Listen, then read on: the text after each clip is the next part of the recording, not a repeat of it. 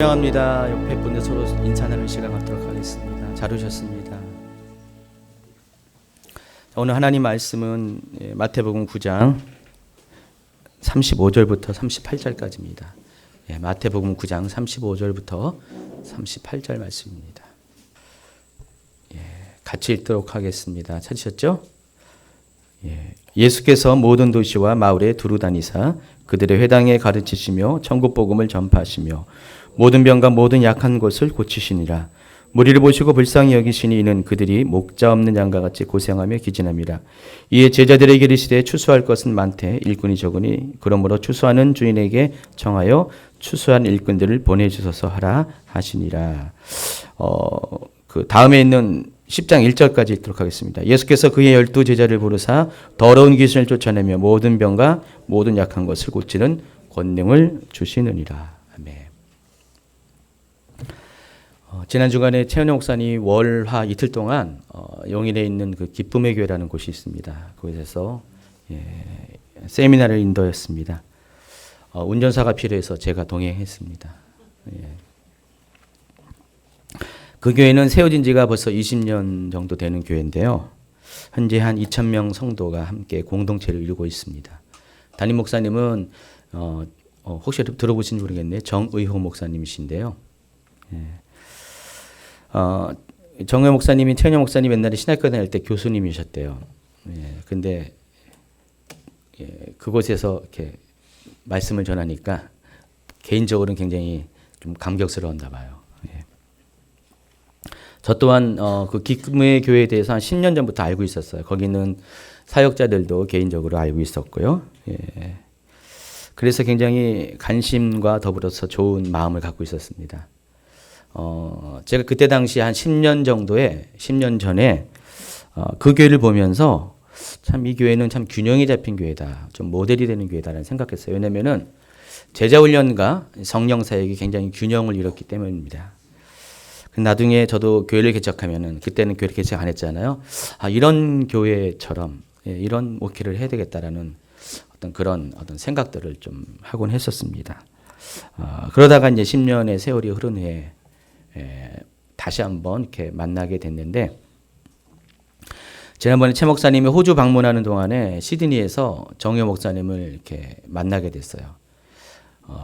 두 분 다 이렇게 앞뒤로 이렇게 그 히스토리 교회 강사로 초청이 돼서 이렇게 앞뒤로 이렇게 연결되었는데, 최 목사님은 떠나는 날, 마지막 날, 그리고 목사님은 들어오는 날 하루 일정이 겹쳐가지고 거기 있는 담임 목사님이 식사를 초대해서 같이 이렇게 식사를 하게 됐습니다. 그래서 이제 우연찮게 하나님의 인도로 만났습니다. 그래서 그때 그쪽 사모님께서 귀국하면은 이렇게 본인 교회에 와서 좀 이렇게 세미나를 인도해 달라고 부탁을 해서 그런 연고로 세미나를 인도하게 됐습니다. 정우회 목사님께서 기쁨의 교회를 세우게 된 계기가 있었습니다. 원래 이분은 대학생 선교단체에서 캠퍼스 사역을 한 20년 동안 하셨어요. 그런데 이분이 어느 날 성령님을 강하게 경험하면서 어떻게 되겠어요? 뭔가 변화가 있겠죠. 그래서 사역 가운데 계속해서 어떤 성령이 나타나는 현상들이 막 드러나니까 좀 보수적인 선교단체 입장에서는 이게 굉장히 부담스러워서, 그래서 어쩔 수 없이 이제 목사님께서 선교단체를 나오게 됐습니다. 그러면서 이제 함께 했던 소수의 무리와 함께 예배를 드리기 시작했고, 그 예배가 이제 결국 확장되어서 교회를 개척하는 그런 계기가 됐다고 합니다. 그때가 벌써 20년 전이라고 합니다. 자, 이런 내력을 인해서 기쁨의 교회는 두 가지가 다 있었죠. 제자훈련, 교육하는 이런 것들이 잘 태생적으로 잘 준비되어 있었고, 또 성령의 임재를 풀어내는 사역에 대해서 내공이 좀 풍부한 교회였습니다. 이 교회는 굉장히 놀라운 게 몇 가지 있더라고요. 제가 이번에 방문하면서 몇 가지 좀 이렇게 놀란 게 있었어요. 2,000명의 성도인데 교육자 수가 저희 교회보다 훨씬 작아요. 저희 교회가 많습니다. 10명 가까이 됩니다. 근데 그 교회는 그보다 더 작아요. 어떻게 가능할까 이게. 예. 굉장히 그럼에도 불구하고 교회가 아주 활발하게 움직이는 그런 교회였습니다. 왜 그럴까? 답은 뭐 어렵지 않습니다.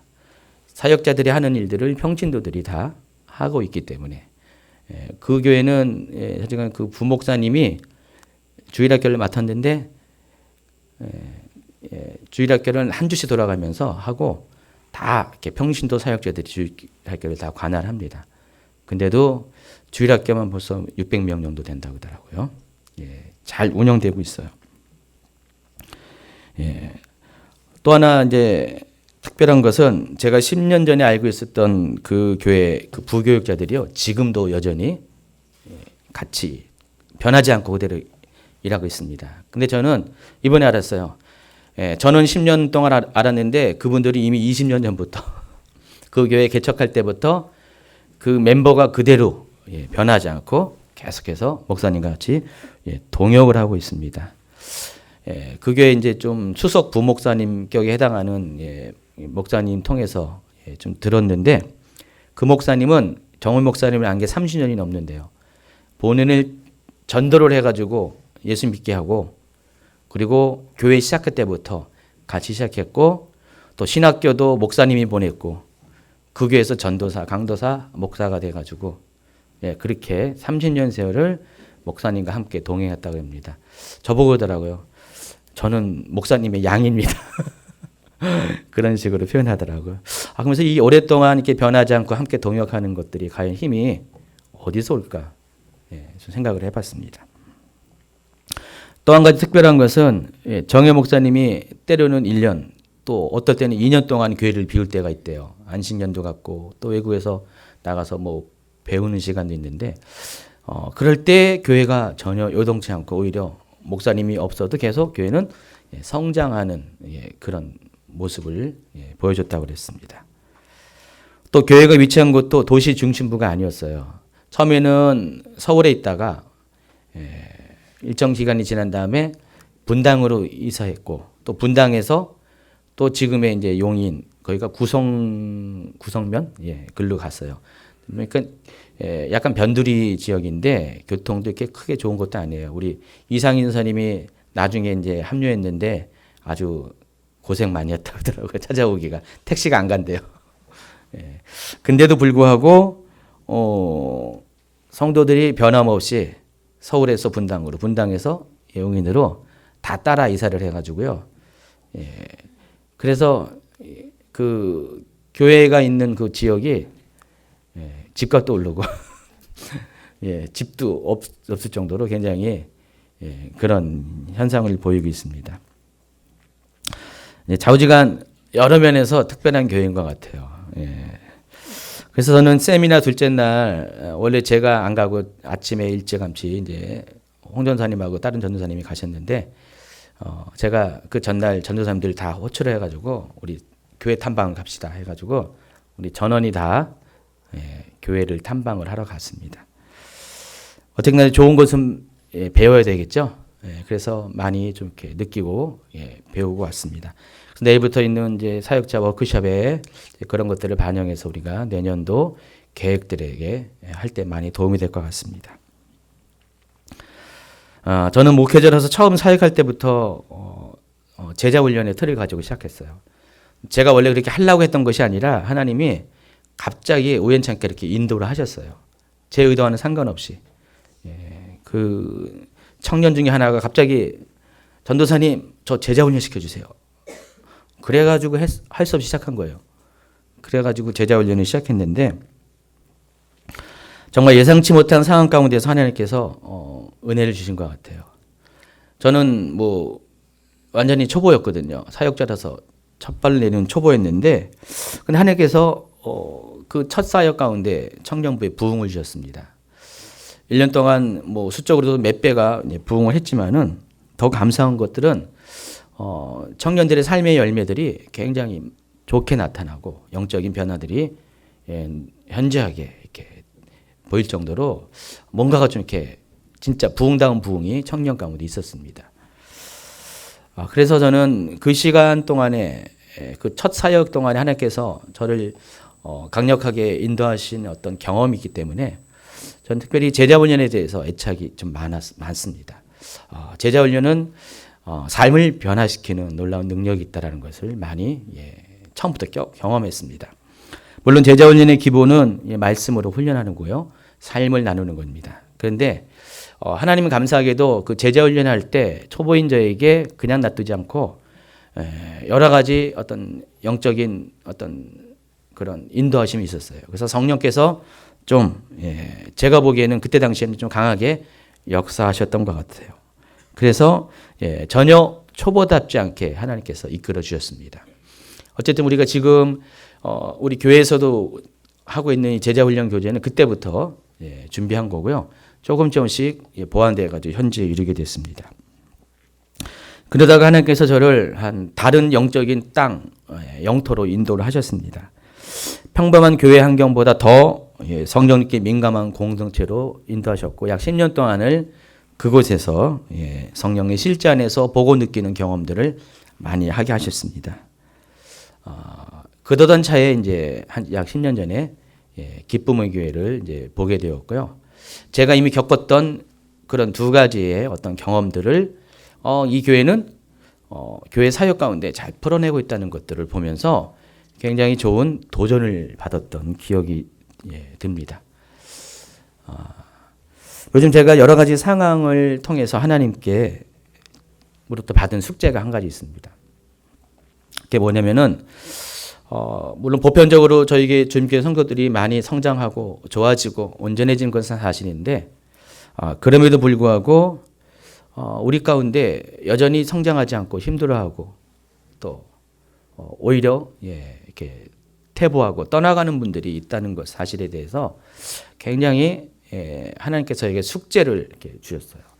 그러면서 앞서 소개한 이 기쁨의 교회의 어떤 모델을 보면서, 물론 그 교회도 더 내박으로 들어가면은 뭐 저희가 알지 못하는 그런 좀 있겠죠. 그런데 우리 교회의 성도들은, 저는 이제 그래요. 물론 100%는 있을 수 없겠지만은 저는 그래도 모든 성도들이 다 온전해지고 다 성장해지고 다 하나님 앞에 정말 올인할 수 있는 그런 하나님의 사람들이 되길 원하는데, 그렇지 않은 분들이 있다는 것. 그리고 연말이 되니까 하나님이 점점점 그런 분들을 점점 눈에 띄게 막 보여주고 계세요. 그래서 저한테 이게 숙제가 됐습니다. 어떻게 하면은 성도들 한 사람도 빠짐없이 정말로 어떤 상황 가운데서 흔들리지 않은 견고한 믿음의 사람, 하나님이 사람이 되게 할 수 있을까? 그 부분에 대해서 고민이 생겼습니다. 숙제가 생겼습니다. 그래서 이 부분에 대해서 좀 저는 이렇게 숙제받아버려서 좀 미안함도 있어요. 성도들을 이렇게 잘 돌보지 못하는 부분에 대해서. 예전에는요, 교회가 작을 때, 성도들이 적을 때는요, 거의 이런 문제가 없었어요. 그냥 문제가 생기면은 제가 곧바로 해결해 줬고, 나서서 이렇게 다듬어 주고, 대화하고, 상담해 주고, 회복시켜 주고, 같이 기도해 주고, 그래서 문제가 거의 없었는데, 저희 교회도 이제 잠깐만 이제 사람이 늘어나면서 성장하면서 언젠가부터 이 부분에 대해서 저 또한 심액이 없다는 그런 느낌이 많이 듭니다. 실은 어제 최은영 목사님이 거의 제가 보기에 한 달 만에 집안일을 했어요. 아니, 집안일 전혀 안 한 게 아니라 본격적으로 제대로 했다는 겁니다. 그동안 너무 힘들어서 바빠서 못했어요. 뭘 하려면은 기운이 없다 보니까. 그래서 이제 어제 제가 딱 저는 설교 준비하면서 뭐 신기하고 놀랍다. 그랬어요. 그러니까 확실히 주부가 하니까 좀 다르긴 달라졌더라고요. 근데 자기도 이렇게 육체적으로 힘드니까 이렇게 집안일을 못 해요. 근데 이제 성도들도 돌보는 것도 참 쉽지가 않더라고요. 그래서 늘 마음은 원이로되 이게 잘 못해요. 그래서 뭐 너무 급한 분들은 뭐 이렇게 손을 이렇게 우리가 뻗고 하지만은 참 그것도 쉽지 않습니다. 그래서 이 부분에 대해서 정말 이렇게 자꾸만 숙제가 가면 갈수록 쌓여져요. 그래서 앞으로는 더 이런 문제들이 더 발생할 텐데 어떻게 하면 좋을까? 어떻게 하면은 이런 것들을 해결할 수 있을까? 물론 부교육자들이 계십니다. 전도사님 계시는데 제가 전도사님들 충분히 이해해요. 전도사님도 저희들만큼 힘들어요. 왜냐면은 저희 교회 성도님들은요, 많은 분들이 이렇게 은혜를 받고 은혜 때문에 사모 오신 분도 있지만은 상처받고 뭐 지치고 쓰러져 가지고 오신 분들도 꽤 많이 있습니다. 한마디로 좀 이렇게 돌봄이 필요한 분들이 많이 있습니다. 여기저기서 손을 내밀 수밖에 없어요. 예전에는 이제 저한테 최현영 목사님 내밀었는데 이제는 좀 이렇게 저희가 이제 바쁘다 보니까 전도사님한테 손을 내밀어요. 근데 참 그런 게 있어요. 예. 전도사님들은 꼭 이렇게 부모로 생각하지 않고 이모로 생각하는 분들이 많은 것 같아요. 예. 이모로 생각해가지고 만족을 잘 못하시는 것 같아요. 그러니까 전도사님도 그 부분에 대해서 많이 힘들어하시고 뭐 충분히 이해합니다. 왜냐면은 모든 관계는 이렇게 말씀을 먹일 때 말씀을 먹이는 자와 관계가 이제 맺어지게 돼 있거든요. 영적인 관계는요. 근데 전도사님들이 뭐 이렇게 저희 교회에서 그런 사역을 하시는 게 아니잖아요. 그렇게 사역하는 것을 저는 기대하지만 아직은 그게 안 되기 때문에 그러다 보니까 어떤 이렇게 영적인 부모 자식 간 관계가 아니라 정말 이모하고 조카 관계가 되니까 항상 그 100%가 아닌 뭔가가 이렇게 결여가 있어요. 그러다 보니까 전도사님들의 사역에도 한계가 있어요. 부탁합니다, 여러분. 이모로 생각하지 마시고 부모로 생각해 주시면 좋을 것 같아요. 그러다 보니까 늘 이렇게 저희를 바라는 분들이 적잖이 계세요. 가지고 어떻게 하면은 이제 어떤 이렇게 만남을 가질까라는 그런 거 알죠. 충분히 알죠. 벌써 신방이 좀 많이 밀려 있습니다. 예전에는 그냥 아무리 늦어도 몇 주 안에는 다 갔는데 요즘은 몇 달 동안 밀려 계신 분도 계세요. 갈 틈이 없었어요.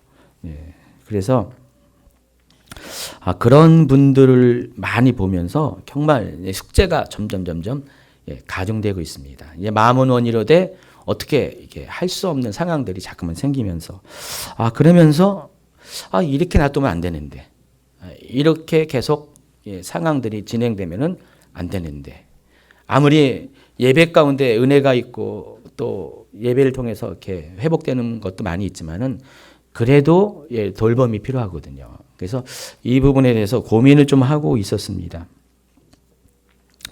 자, 그런데 이제 어제 그저께죠. 수요일 날 제자훈련팀이 종강을 했습니다. 원래는 수요일 날 모임인데 제가 이제 요즘 상황이 안 돼서 금요일 날로 이번 한 주 옮겨가지고 마지막 종강을 했습니다. 2달 전에 끝나야 되는데 계속 경황이 없어가지고요. 이번에 이제 졸업여행을 벌써 갔다 왔어요. 근데 이번에 종강을 했습니다. 여러분들이 이제 간증들을 하셨어요. 그동안 이렇게 하나님께서 이렇게 지내온 것들, 또 제자훈을 통해서 받은 그런 변화들, 은혜들을 한 권사님이 이렇게 간증했습니다. 목사님, 제가 주임직께 와서 변화된 것이 예전과 달리 제가 이제는 오뚜기가 된 것 같아요. 오뚜기 아시죠? 오뚜기 성은 우십니다. 우오뚜기. 그래서 그런 간증을 하셨어요. 이 말이 뭡니까? 예전에는 자주 넘어지셨다는 것이죠. 근데 잘 일어나지 못했는데 요즘은 넘어져도 다시 일어나는 사람이 되었다는 그런 간증이십니다. 말씀이 맞는 것 같아요. 제가 이제 권사님을 보면서 처음하고 정말 많이 이렇게 바뀌셨고요. 건강해지셨어요. 잘 쓰러지지 않고 쓰러져도 그냥 곧바로 한두 주 있으면 곧바로 일어나시는 그런 모습을 확인할 수 있었습니다. 저는 이제 권사님의 그런 고백만이 아니라 제자훈련을 참여하신 분들의 많은 분들이 비슷한 고백들을 아마 하실 것이라고 믿습니다. 이게 제자훈련의 이제 열매인 것 같아요. 그러니까 1년의 시간이 뭐 짧은 듯 긴 시간이었어요. 근데 솔직히 시작할 때만 해도 많은 수가 있었는데 지금은 한 절반 조금 넘는 분들이 끝까지 함께 갔습니다. 그런데 시간만 흐른 것이 아니었더라고요. 어쨌든 간에 그들의 삶의 변화들이 일어난 것이 사실인 것 같습니다. 작은 변화도 있겠지만은 또 어떤 전격적인 변화가 있는 분도 많이 있었습니다. 그러니까 어제 간증을 들으면서 정말 많이들 바뀌셨구나, 많이 단단해지셨고 온전해지셨구나라는 것들을 확인할 수 있었습니다. 앞으로 3주 후면은 오전팀도 종강을 합니다. 근데 오전팀 같은 경우는 특별히 하나님이 선물을 많이 주신 것 같아요. 한 중간 이상 지나가면서 개인적인 회복도 있지만은 특별히 오전팀은 가정들의 회복들을 많이 주셨어요. 그래서 제가 한번 헤아려 봤더니 같이 점검해 봤더니 정말 놀랍게도 하나님께서 오전팀의 경우는 수는 더 작지만은 다 모든 가족들이 하나님께서 가정의 회복들을 다 주셨어요. 그래서 집 나간 자식은 아니지만 집 나간 남편이 돌아오고 뭐 그런 어떤 관계 회복들이 막 되셨어요. 그래서 제가 이 제자 훈련들의 이렇게 열매들을 보면서 정말 이렇게 저는 알아요. 답을 알아요. 어떻게 하면 성도들을 온전케 할 것인가? 어떻게 하면 성도들을 유동치 않고 견고한 자들로 설계할 수 있는 것? 저는 충분히 이미 답은 알고 있었습니다. 그런데 문제는 많은 분들이 그런 혜택을, 그런 기회들을 얻지 못한다는 것. 적은 수만이 그 무리 가운데 들어갈 수 있다는 것들이 좀 안타까운 사실입니다. 그래서 요즘 성도들이 많아지면서 제가 목회자로서의 굉장히 이런 부담들이 생기게 되었습니다. 도와줘야 되는데, 회복시켜야 되는데, 온전케 해야 되는데, 힘을 세워줘야 되는데 마음은 원이로되 손이 짧습니다. 발길이 잘 가지 못합니다. 그래서 저도 이렇게 이 부분에 대해서 요즘 좀 짐이 좀 많이 생겼어요. 그런데 이제 또 한 가지 예를 들어 보면은 주일학교나 중고등부를 보면은 저희는 이제 주일학교나 중고등 같은 경우는 애들이 다 누군지 100% 아직 제가 파악을 못했어요. 어른들도 솔직히 이제 요즘 들어서 이렇게 파악이 좀 시간이 걸려요. 새로 오신 분들은. 근데 아이들은 뭐 더더욱 이렇게 일주일에 한 번도 못 보니까요. 그런데 교회 학교 같은 경우는 저나 최은영 목사님이 없어도 너무 잘 돌아가요. 이따가 중고등부 보여줄 겁니다. 잘 돌아가요.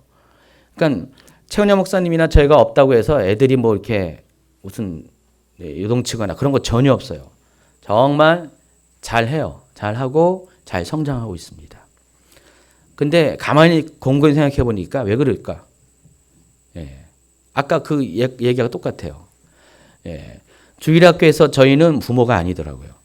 부모는 지금 담당하시는 전도사님이나 선생님들이세요.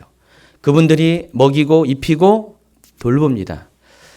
저희는 그냥 한 할아버지 할머니 그 정도 관계예요. 그러니까 가장 중요한 부모와 함께 있기 때문에 저희가 없어도 크게 영향을 받지가 않습니다. 그러면서 중고등학교, 주일학교가 잘 이렇게 운영되고 성장하는 것들을 볼 수가 있습니다. 여기도 답이 있는 거죠, 그렇죠? 아까 말씀 것처럼 말씀을 먹이고 말씀으로 양육하고 돌보는 그 사람이 진짜 그 사람에겐 진짜 목자죠. 한 단계 건너뛴 사람은 목자가 아닙니다. 근데 적어도 중고등부 이하는 그들에게는 목자가 있어요. 목자가 있는데 청년부 이상은 물론 최은영 목사님이 저하고 이렇게 그런 역할을 하는데 애들이 많아지다 보니까 돌봄이 약할 수밖에 없어요. 그러면서 그 기쁨의 교회나 우리 교회 학교의 어떤 예를 통해서 결론이 내렸습니다.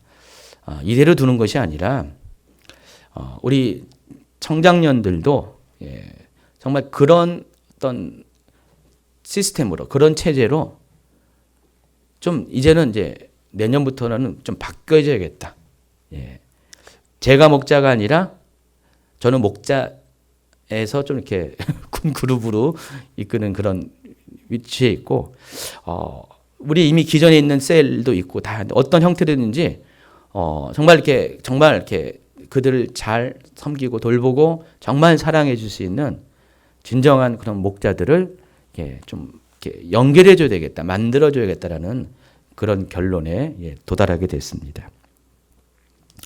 그래서 내년부터는 그런 부분에 대해서 좀 신경을 쓰려고 생각하고 있습니다. 물론 그동안 여러 가지 생각들이 많이 있었는데 이제는 본격적으로 다른 것들은 뭐 뒤로 미루더라도 이 부분을 우선적으로 해야 되겠다는 생각이 많이 들었습니다. 오늘 마태복음 9장 36절에 보니까 예수님께서 무리를 보시고 불쌍히 여기시니 이는 그들이 목자 없는 양과 같이 고생하며 기진함이라 그랬어요. 이 모습을 보고 이렇게 느꼈던 예수님의 심정이 실은 제 심정이라는 거예요, 요즘. 저는 굉장히 좀 이렇게 여러분들이 불쌍해요. 여러분들이 안타깝고 도와줘야 되는데 손을 뻗쳐야 되는데 그렇게 하지 못한다는 게 제가 며칠 전에는 어느 분이 좀 힘들어해서 오밤중에 신방을 갔어요. 새벽에 12시. 어쨌든 간에 신방을 가서 많이 좋아지시고 회복되셨습니다. 그런데 제가 갔다 온 후 그날 아침부터 계속 움직였거든요. 하여튼 병이 났어요. 감기 걸렸어요. 몸살이 났습니다. 그런 걸 보면서 그냥 시도는 하지만은 또 좀 이게 쉽지가 않거든요. 몸은 하나라서. 그래서 제가 또 그리스도의 몸이라는 개념 가운데 좀 서로 다른 지체들이 모아서 연합돼서 정말 그리스도의 완성된 몸을 이렇게 이루는데 그 부분에 대해서 여러 다른 지체들을 좀 이렇게 준비된 지체들을 만들어야 되겠다, 훈련시켜야 되는 생각들도 더불어서 많이 하게 됐습니다. 그래서 내년부터는 정말 우리 교회에 추수하는 일꾼들을 많이 세워야 되겠다는 생각들을 하게 됐습니다.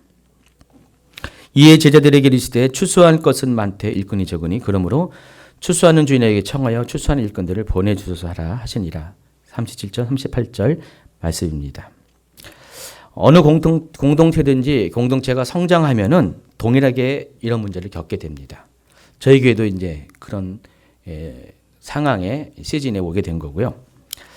근데 하나님께서 이럴 때마다 어떤 해결책을 주셨어요. 광야의 그 성도들에게는 어떻게 했습니까? 모세 혼자서 막 힘들어했죠. 그러니까 10부장부터 시작해가지고 천부장까지 그를 돕는 사람들을 세워주셨고요. 또 사도행전에 보니까 사도들도 교회가 갑자기 하루에 3,000명, 5,000명이 막 늘어나니까 감당이 안 되잖아요. 그래서 그들에게는 누굴 줬습니까?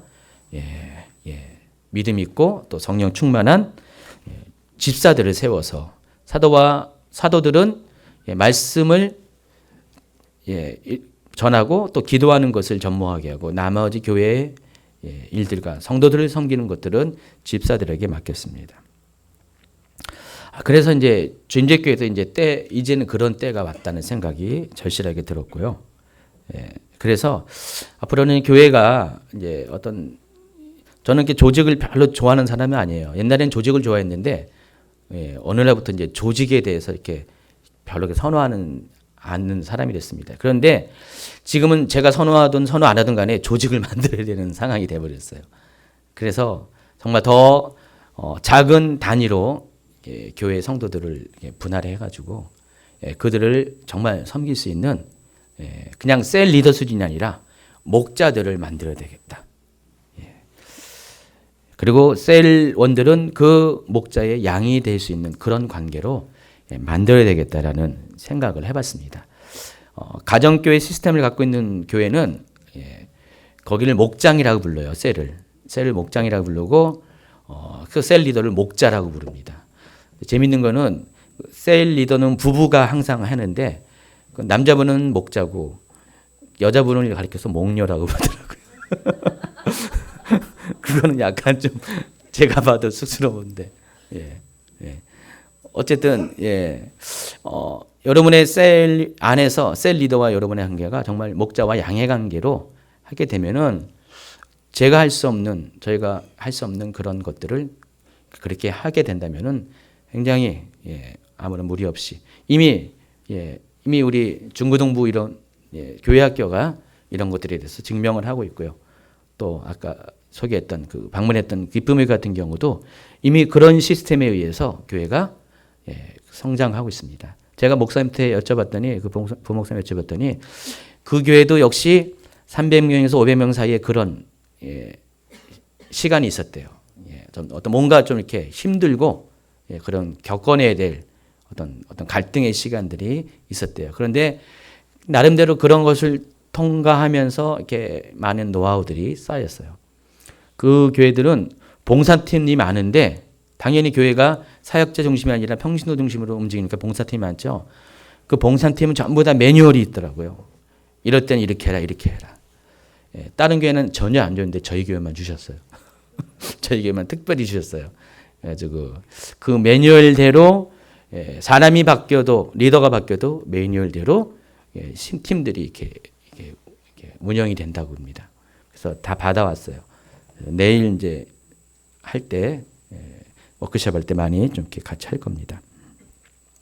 어쨌든 2016년에는 이러한 변화들이 좀 있을 것 같습니다. 더 구체화되고 더 보편화된 어떤 여러분과의 만남들이 있을 것을 기대합니다.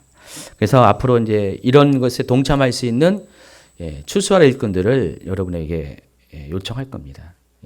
추수한 일꾼을 보내주셔서 했는데 이미 하나님께서 우리 교회는 많이 보내주셨어요. 근데 추수한 일꾼들을 세우는 작업을 하게 될 겁니다. 혹시 이제 여러분에게 요청이 가면은 기꺼이 응해 주시기 바랍니다. 이럴 때는 갑자기 대답을 안 하세요. 왜? 기꺼이 응해 주기 바랍니다. 자, 근데 일꾼들은 어떤 사역을 할까요? 35절에 보면은 예수께서 모든 도시와 마을에 두루 다니사 그들의 회당에서 가르치시며 천국 복음을 전파하시며 모든 병과 약한 것을 고치신다 그랬어요. 근데 이 동일한 구절이 마태복음 4장 23절에도 있어요. 아세요? 마태복음 4장 23절을 읽어보면 예수께서 온 갈릴리에 두루 다니사 그들의 회당에서 가르치시며 천국 복음을 전파하시며 백성 중에 모든 병과 모든 약한 것을 고치시니. 왜 필요 똑같은 이야기를 같은 마태복음 안에 이렇게 실어놨을까? 근데 이 4장 23절의 내용은요, 그 상황적으로 어떤 상황 가운데 전한 거냐면은 예수님께서 아직 사역을 본격적으로 하시기 직전의 상황이에요. 그래서 이 이야기는 예수님께서 앞으로 어떤 사역을 하실 것이라는 것에 대한 예고죠. 예수님은 어떤 사역을 하실 겁니까? 첫 번째가 사람들을 가르치고, 두 번째가 천국 복음을 전파하고, 세 번째가 모든 병과 약한 것들을 고치는 사역을 할 거다. 마태는 지금 4장 23절에서 예수님이 이런 사역을 할 것을 지금 예고를 하는 것이에요. 그리고 곧바로 마태복음 5장으로 지나가죠. 그리고 6장, 7장까지 산상수훈의 이야기가 나오고 8장과 9장에는 치유에 관한 이야기 쭉 나와 있습니다. 지금 우리 교회에서 하는 제자훈련이 텍스트가 마태복음 5장부터 9장까지 딱 여기 해당합니다. 그리고 나서 이 모든 것들을 마친 후에 마지막으로 또 한 번 한 것이 9장 35절 말씀이에요. 그러니까 4장 23절은 예수님이 이 같은 사역을 하시기 전에 이런 사역을 할 것이라는 것. 또 9장 35절은 이런 모든 사역을 마친 다음에 최종적인 보고가 그거죠. 예수님께서 이런 사역을 하셨다는 것입니다. 그럼 결국은 뭐예요? 예수님의 사역에 대해서 마태복음은 앞뒤로 아주 확실하게 도장을 찍습니다. 세 가지 사역, 가르치시고 전파하시고 고치시는 사역을 하셨다는 것입니다. 그러면서 예수님께서 추수한 일꾼을 보내달라고 지금 요청을 하시는 것이에요. 그래서 우리가 추수한 일꾼 사역도 똑같아요. 예수님의 사역처럼 똑같이 이 세 가지 사역을 하는 사람이 추수한 일꾼이라는 것입니다. 그래서 앞으로 주임제교회 추수한 일꾼들은요, 이 세 가지 사역을 하셔야 돼요. 가르치고, 전파하고, 고치는 사역을 한다는 것입니다. 지금 여러분 셀 안에서 셀 리더들이 이 세 가지 사역을 하십니까? 아마 아닐 가능성이 많을 거예요. 그냥 서로 교제하는 어떤 사회자 수준? 그 정도밖에 안 되는 분들도 많이 있을 것 같습니다. 그래서 이제는 이제 이런 사역들이 셀 안에서 여러분의 소그룹 안에서 일어날 수 있도록 그렇게 하려고 합니다. 때마침 최은영 목사님이 요즘 이렇게 프로그램을 갖습니다. 영적인 프로그램들을 가지는데 자, 이런 것들도 여러분을 훈련시키고 온전케 하고 리더로서 세워주는 데 굉장히 도움이 됩니다. 하나님을 음성을 듣고 하나님의 인도하심을 경험하는 어떤 훈련. 그러면서 지금은 여러분이 다 회중석에 있지만 앞으로는요. 회중이 아니라 다니면서 그렇게 하는 분들을 도와주는 자들이 아마 이렇게 일어나게 될 거예요. 지난번에 보니까 몇 분이 이제 제가 이제 평소에 좀 이렇게 주목하는 분을 해서 집사님 가서 도와주세요 이렇게 했는데 이제 한두 명이 그런 사람이 아니라 이제는 수없이 많은 그런 사람들이 아마 생겨나게 될 것입니다. 그리고 어떤 힘든 일이 있으면은 그런 어떤 역할을 하는 분들이 많이 생겨날 것입니다. 며칠 전에 남성 셀 리더 중에 한 분과 만남을 가졌어요. 그 셀 리더 원 중에 한 분이 어려운 분이 있어서 그 분의 얘기를 들으면서 상황을 물어보면서 얘기를 가졌어요. 그랬더니 그분만 어려운 게 아니라 리더를 포함해서 모든 사람들의 어려운 점을 저한테 다 얘기하더라고요. 보니까 가장 그래도 잘 이렇게 서 있는 셀처럼 보였는데 다 개인적으로 문제가 생겼어요. 그래서 제가 그분한테 집사님 그러지 마시고 한번 이렇게 이번 기회에 셀들이 모여서 좀 기도하는 게 어떠냐고 작정하면서 기도하는 게 어떠냐고 했더니 얼마 후에 연락이 왔어요. 카톡으로. 바로 순종하시더라고요. 목사님 우리 셀이 이번 주부터 지난주부터 모여서 일단은 월화 예배에 사람들이 나와서 같이 기도하기로 했고 이번 주는 나머지 분도 다 나와서 같이 기도하기로 했습니다. 라면서 그런 보고를 했더라고요.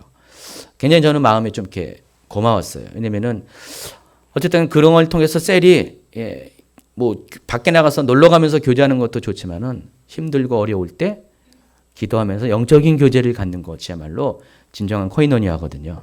근데 그런 것을 제가 건면했는데 바로 하시더라고요. 그러면서 앞으로 이제 이 셀 모임과 이런 것들이 어떤 영적인 교제와 더불어서 정말 서로를 세워주고 훈련시킬 수 있는 그런 깊은 차원의 어떤 만남들을 가져야 된다는 생각을 많이 했습니다. 자, 그런데 이것을 지금은 여러분은 못할 것 같아요. 그렇죠? 목사님 어떻게 내가 이것을 합니까? 내가 어떻게 가르치고 전하고 고치는 사역을 합니까? 근데 여러분 이제 걱정하지 마세요. 여러분이 결단하고 그렇게 하겠습니다라고 하면은 10장 1절에 보세요. 예수께서 그의 12제자를 부르사 더러운 귀신을 쫓아내며 모든 병과 모든 약한 것을 고치는 권능을 주신다 그랬어요. 그러니까 예수님께서 여러분이 그 일을 할 수 있도록 이렇게 권능을 부어준다고 했습니다. 이 권능이 뭐라고 하는지 아시죠? 기름 부음이라고 했죠. 이 모든 걸 할 수 있는 능력을 부어주신다고 말씀하셨습니다. 예수님조차도 이 권능 기름 부음을 받고 사역을 하셨어요. 그러니까 제자들에게도 그렇게 해 주실 것을 지금 약속을 하셨다는 것입니다. 그렇게 출발하면 됩니다. 여러분은 결단하고 헌신하면은 하나님께서 여러분에게 가르치고 고치고 또 복음을 전할 수 있는 그런 사역을 할 수 있는 권능, 기름 부음, 능력들을 여러분에게 부어주실 것이라는 것입니다. 또 어떤 분은 그래요. 목사님 그 뜻은 알겠는데 실은 제 삶도 힘들고요. 시간도 없고요. 어떻게 그들을 섬길 수 있습니까? 저도 제 코가 석자인데. 마태복음 10장 9절 10절 한번 볼까요? 너희 전대에 금이나 은이나 동을 가지지 말고 여행을 위하여 배낭이나 두버릇이나 신이나 지팡이를 가지지 말라. 이는 일꾼이 자기의 먹을 것 받는 것이 마땅하니라. 뭔 말인지 아시죠? 여러분이 정말 하나님의 일꾼이 되면은 예수님의 일꾼이 되면은 하나님께서 이와 같이 해 주신다는 것입니다. 저도 이렇게 사역을 통해서 이렇게 확신하고 여러분에게 자신 있게 말씀드릴 수 있는 것은 여러분이 정말 하나님의 헌신된 일꾼 되면은 하나님은 여러분을 책임져 주십니다. 여러분이 정말 성도를 향해서 약한 자를 위해서 여러분의 삶을 드릴 수 있는 준비가 되고 그렇게 행해진다면은 하나님은 여러분의 모든 것들을 책임져 주십니다. 이것이 영적인 원리라는 것이죠. 예, 마땅하다 그랬어요. 일꾼이 자기의 먹을 것 받는 것이 마땅하다는 것입니다. 하나님은 이러한 자들을 결코 금기지 않으시고요. 위험에 빠지지 않고요. 항상 그들의 모든 것들을 채워주시는 분이 하나님의 역할이라는 것입니다. 에베소 4장 11절에는요. 여러분이 잘 알고 있는 오중사역을 소개합니다. 그가 어떤 사람은 사도로, 어떤 사람은 선지자로, 어떤 사람은 복음 전하는 자로, 어떤 사람은 목사와 교사로 삼으셨으니. 그런데 이 오중사역의 목표가 무엇인지에 대해서 뒤에 나오는 12절에 이렇게 소개합니다. 이는 성도를 온전하게 하며 봉사의 일을 하게 하며 그리스도의 몸을 세우려 하심이라. 이제 여러분 셀 모임과 더불어서 봉사팀에 대해서 앞으로 교회가 더 많은 어떤 준비를 할 것인데, 하나님께서 각각 사람들마다 역할들을 다 주셨어요. 교회를 섬길 수 있는 역할들을 주셨는데, 여기는 그냥 직임의 어떤 기름 부음에 대해서 얘기하자면은 다른 성경 로마서 12장이나 고린도서 12장이나 보면은 다른 어떤 일반적인 기름 부음도 많이 이렇게 통해서 사람들을 세우는 역할들이 많이 주셨습니다. 근데 하나님께서 이같이 성도들에게 교회를 섬길 수 있는 지체로서의 한 역할들을 주신 이유가 있는데, 그것은 그걸 통해서 여러분이 어떻게 된다고요? 온전케 되고, 그리고 그리스도의 몸이 세워지기 때문입니다. 우리가 교회를 섬기는 것, 하나님을 섬기는 것, 성도를 섬기는 것은 실은 여러분 자신을 위해서 굉장히 중요한 겁니다. 여러분 자신을 성장시키는 방법이 바로 여러분이 그렇게 남을 섬길 때, 교회를 섬길 때 그것이 가능하다는 것입니다. 계속해서 13절 이하를 읽어보면요. 우리가 다 하나님의 아들을 믿는 것과 아는 일에 하나가 되어 온전한 사람을 이루어 그리스도의 장성한 분량이 충만한 데까지 이르리니 이는 우리가 이제부터 어린아이가 되지 아니하여. 여러분이 정말 교회를 섬기고 성도를 섬길 때 오는 유익은 뭐냐면은 여러분이 어린아이의 일에서 탈피하게 된다는 것입니다. 저희 교회도 어린아이가 참 많습니다. 저희 교회 역사가 짧다 보니까 아직 성장하지 못한, 또 그 성장할 수 있는 훈련 프로그램에 참여하지 못한 분들은 교회는 계속 1년, 2년 다녀도 여전히 영적인 그런 성숙도는 어린아이가 많이 있습니다. 어린아이의 특징이 뭔지 아세요? 벌써 시간이 이렇게 돼가지고요. 자주가 어린아이의 특징에 대해서 오늘은 얘기 못하고요. 한마디로 말하면은 잘 넘어지는 것이고요. 잘 쓰러지는 거. 미숙함이 어린아이의 특징입니다.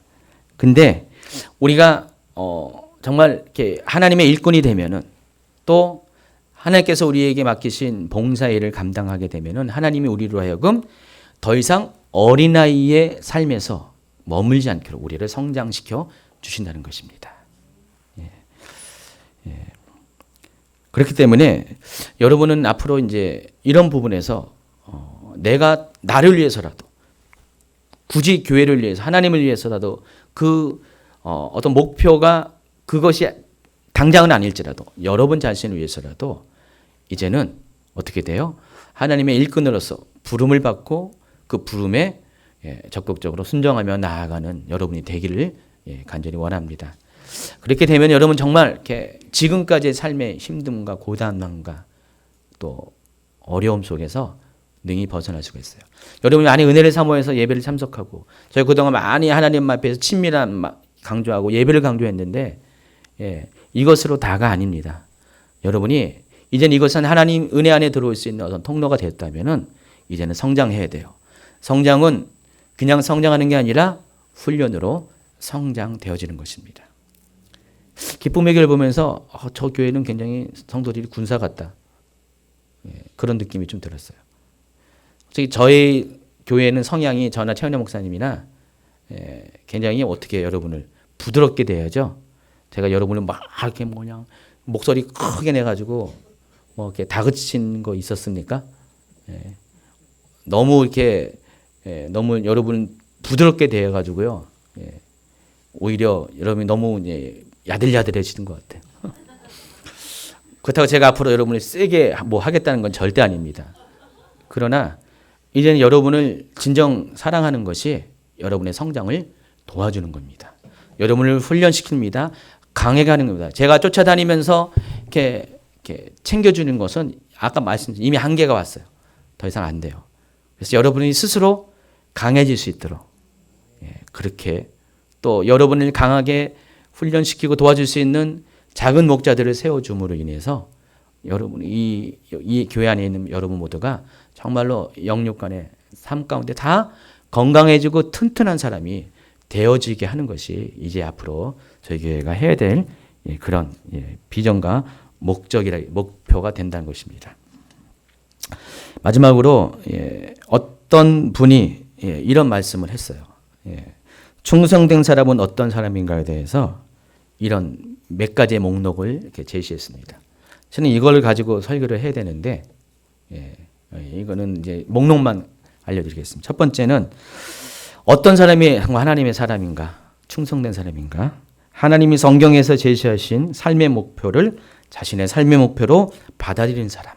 여러분 자신 한번 점검해 보세요. 두 번째가 하나님의 뜻이 자신의 삶에 이루어지도록 하기 위해서 어떤 값이라도 기꺼이 지불할 준비가 되어 있는 사람. 세 번째는 하나님의 말씀을 사랑하는 사람. 네 번째는 종의 마음을 가진 사람. 다섯 번째는 육체를 신뢰하지 않는 사람. 여섯 번째는 독립적인 기질을 가지고 있지 않는 사람. 일곱 번째, 사람을 사랑하는 사람. 여덟 번째는 쓴뿌리의 올무에 걸리지 않는 사람.